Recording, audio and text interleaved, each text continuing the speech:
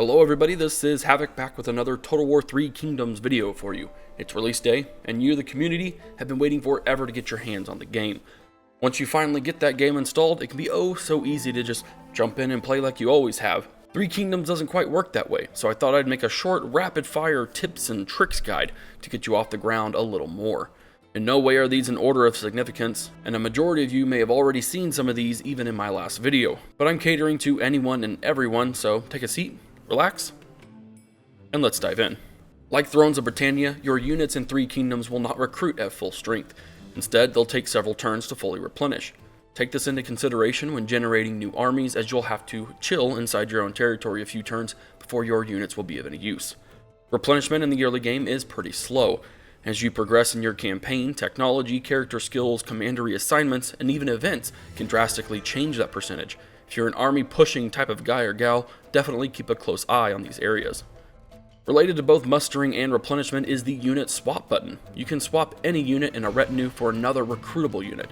Doing so will transfer a good portion of that previous unit into the new one, so you don't have to wait the usual mustering turns to fill up. This is extremely handy for when you want to upgrade to better units and quickly get back up and running. In the current build, regular crossbowmen have a longer range than bows and still do a lot more armor-piercing damage.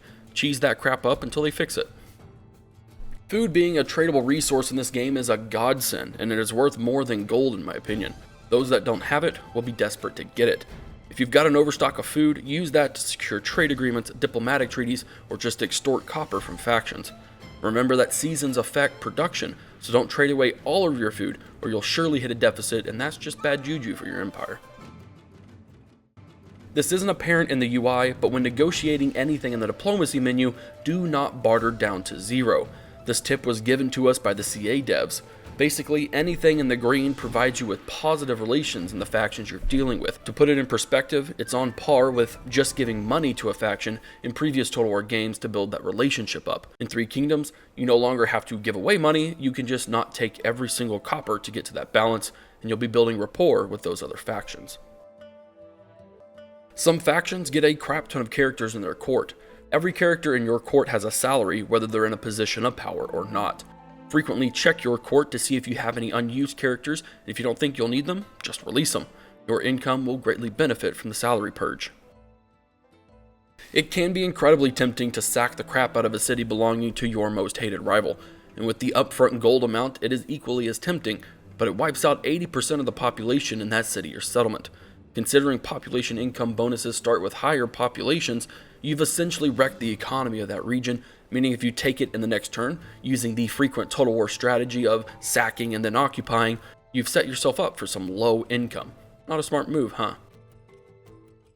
This is going to sound extremely hypocritical considering the last point, but that's alright, because it's my video. It's easy to want to paint the map as quickly as possible, and that means taking every settlement you fight.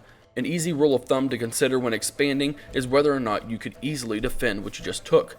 So is it defendable? If yes, just occupy, your long-term income will thank you, so will the people inside of it. If not, burn that trash to the ground. Your immediate income will thank you, the people, not so much. Generals that like each other provide active buffs to all units in battle. It's 100% worth switching out generals and armies to get friendly retinues together, but know that if a general routs from a battle, all units lose whatever buffs that general gave them. There is meta in your buildings. Most every economic, agricultural, and learning market building will provide you with either a base income in those areas or buffs to income in those areas. Synergizing building chains in your city with resources in your regional settlements can yield a good deal of copper from those commanderies. I'll have a building specific guide video up on the channel soon to help with that. 3 Kingdoms is not designed with a lone wolf ideology in mind. The AI is built to form alliances and coalitions unlike any other previous Total War game. If and when you can, coalition up. Some factions don't have that ability until late game, namely the Yellow Turban Rebellion, and believe me when I say that in the late game, going to war with one faction generally means going to war with at least 3 to 6 others in their group. Some of you aren't story driven, or perhaps you're a side mission RPG junkie and don't follow the main arcs that well. Either way, CA's model of that initial battle and then taking that initial settlement, you know you don't have to do that, right? Well, the battle you probably have to actually. But in several of my campaigns, taking that first settlement in the first few turns ends my campaign because some other AI general is right there ready to demolish your weakened troops with their full-strength army. Don't do what CA says. Be a rebel and go take what settlements you want, not what CA expects you to do. As for my last tip, for the love of God, please use the info overlay. It's been said so many times just by myself, but there's a lot more to Three Kingdoms than we're used to, and the info overlay, while not showing everything, lists point by point a vast majority of the user information you need to understand the game. Don't think you're better than that info overlay, because you're not. Just use it. Alright everyone, that's all I have. Hopefully these tips and tricks will help you in all areas of your campaign. I've undoubtedly forgotten some, or maybe you have some more, so please enlighten myself and your fellow Three Kingdoms players with your tips and tricks in the comment section down below. If you enjoyed the video, be sure to give it the old thumbs up.